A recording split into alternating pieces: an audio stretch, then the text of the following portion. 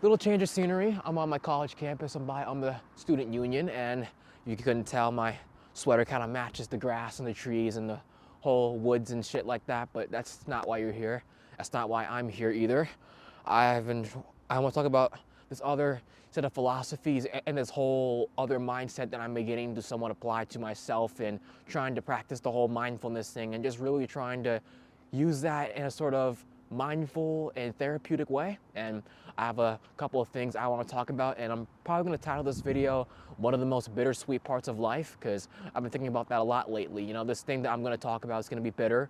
It's not going to be pretty. It's going to be kind of shitty and sucky and horrible, but there's a silver lining in all of it, and I want to try to view it from both points, kind of like a yin and yang type shit. So I'm going to just talk about that for a bit, and I wrote down some stuff on my phone, so yeah, let's do it. One of the most bittersweet parts of life is that you have to become your own teacher.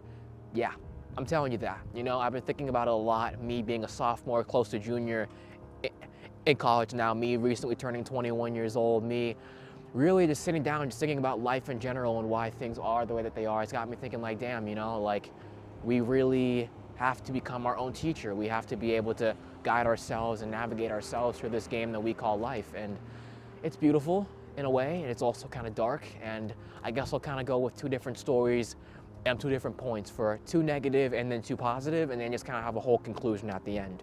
I guess one good example, becoming your own teacher, one of the negatives, you know, you have to learn to be better than other people. You know, some people are miserable, some people fucking hate themselves, some people fucking hate their lives, and they want to take out their resentment and their anger towards other people on you, and you just have to learn to be better than that. You know, I can't speak on everybody's behalf. You know, there are people who have probably been abused in different ways in which I never have experienced a day in my life. So I can't really speak for you. I'm not going to say that, oh, do this, oh, do that. You know, I'm not a therapist. I'm not a licensed professional. I'm just a dude just talking about life and shit. But I think the truth is, with any goal, with any obstacle, with anything that really comes your way, you know, whether it's people bullying you, or it's people manipulating you, whether it's people scamming you or abusing you, you know, they are empty inside. They are people who want to, you know, take advantage of you to make themselves feel better about themselves. And you can't blame yourself for that. You have to realize that that's on them and it has nothing to do with you. And you have to learn to be better than them. And be better than them, I don't mean like going after revenge, I don't mean going after, you know, hatred or this or that, but it is truly learning to accept what happened. I think it's truly learning about trying to move on from it, and I think it's, yeah, I have to deal with that shit. It's a matter of learning to accept things for the way that they are, and trying to accept the trauma, and basically just trying to heal from it, you know? Whether it's, you know, practicing mindfulness, whether it's meditating, whether it's going to therapy, whether it's trying to develop a new mindset and trying to just sit down and just really think about it from an outward and also inward perspective. I think that's one of the best ways to really deal with that. And that's one of the worst parts though, you know, because it's like they hurt you, they do this stuff to you, but yet somehow you have to learn to heal from that. And people can help you, and people will be there every single step of the way to help you out. But every step, fuck, I stutter. At the end of the day, you kind of just got to do it on your own as well, and you have to work through some of the hardships yourself. So it's a little bit of half and half. It's not perfect, but that's just how things go. And I really hate saying that because it doesn't have to be that way, but let me stop talking. Let me go to the next part. Teaching yourself basically how to educate yourself and basically how to operate without other people's help. And I guess this is me kind of being redundant and kind of repeating myself. This is a really shitty saying, but like if you're in a pool and you can't swim and you're about to drown, like you got to teach yourself how to swim if you want to save yourself. In other words, sink or swim, but with swimming it might be a little bit different, just a little saying that I made up that, take that with like a little grain of salt, but it's gonna be tough. You're gonna feel anxious, you're not gonna feel like you wanna do it, but when your back is up against the wall, you gotta do it regardless. And one example that I have is working at a fast food restaurant. I've been working in the fast food industry since I was about 19 years old, and it's been about a year and a half now, and to be honest, I sucked at my job. I was horrible at it. My attention span was very shitty. I couldn't remember anybody's orders. I cannot remember every single thing we had on the menu, and it was frustrating. Some people had faith in me, some people could probably care less about me, some people probably wanted to rip my head off. And that was definitely it for sure, you know? I dreaded going in there every single day because I felt like I didn't belong. I felt like I didn't deserve to be there. I felt like, you know, they should probably just fire me. it did bother me. I didn't want to live through it. I didn't want to go through any of it. And there's sometimes I'm just like, why am I here? Maybe I should quit. Maybe I should go do something else. But the people who I worked with, as much as I annoyed the shit out of them, they didn't give up on me.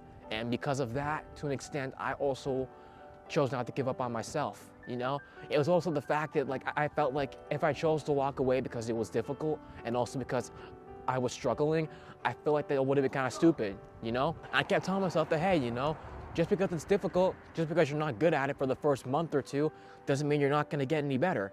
And eventually, I did, you know? I was able to memorize the sandwiches, I was able to memorize the orders, I was able to really get good at making their stuff fast, you know?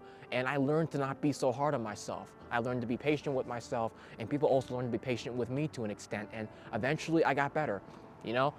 I showed up even though I really, really didn't want to, but hey, it was either sink or swim. And when you got a bunch of orders stacked up back to back, you know damn well I ain't sinking. I'm gonna keep swimming and I'm gonna push through it, just like I always do. And as negative as it was, and how sometimes even now, still in this job, like a year and a half later, I am still learning, that's the best part, you know? The more I'm learning, the more that I'm growing, and the more that I can apply that to my mindset and become better at doing my job to give the best customer service possible. So yeah, I guess that turned out to be a little bit more positive than I thought, but it is a little bit of a negative thing too, because sometimes you also got to teach yourself that as well, you know? Studying the menu, practicing for over and over again. Like, I remember, like, I would stay there for maybe like 2 or 3 hours, like after my shift, like, was over, practicing, trying to get better so I can get good at it, you know? I didn't quit.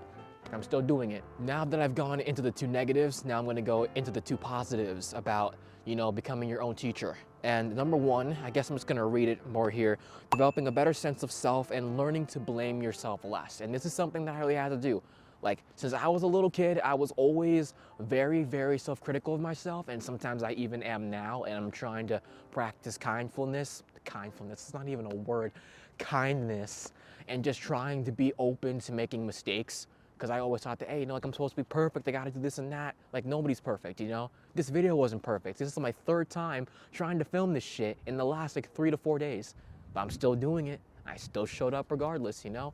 And when it comes to that, it's like I have to learn to not always blame myself. And I mean, obviously, you know, I'm flawed. I'm not perfect. Actually, let me go back. I'm trying to lose my train of thought, but I can use that for this as well. Me learning to not be so hard on myself and trying to blame myself less kind of goes into the fact that I'm trying to learn not to worry so much about other people's opinions. And one great example that I have, which is ironically great, is driving. I hate driving. If you live in New York State like me, us drivers, we're fucking aggressive, we're rude sometimes, and we're just plain downright disrespectful. And it's really, really annoying. I always have these thoughts in my brain while I'm driving that while the person behind me is watching me and they're getting angry because I'm taking too long to drive, or maybe I'm going too slow. And like, I have a bunch of people going around me on the freeway, on the road all the time.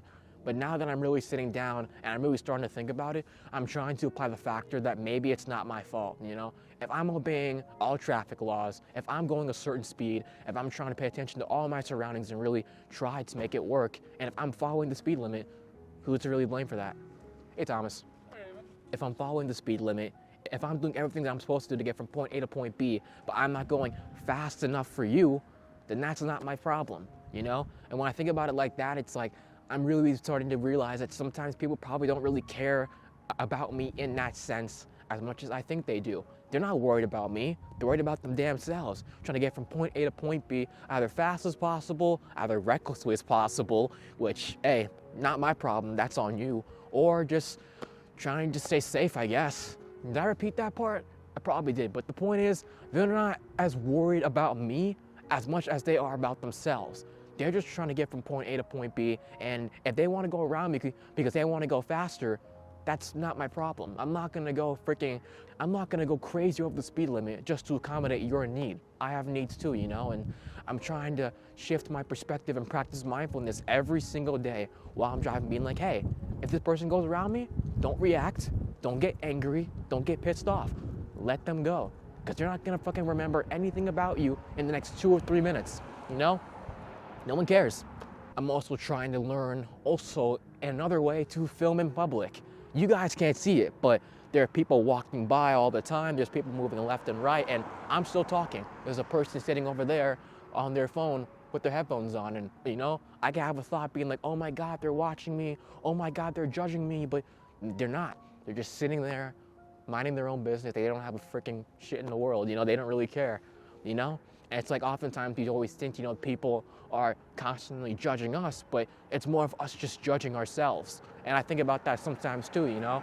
And to show you a little brief example, I actually tried to go out a couple of days ago, if not sometime last week, and actually film myself talking in public.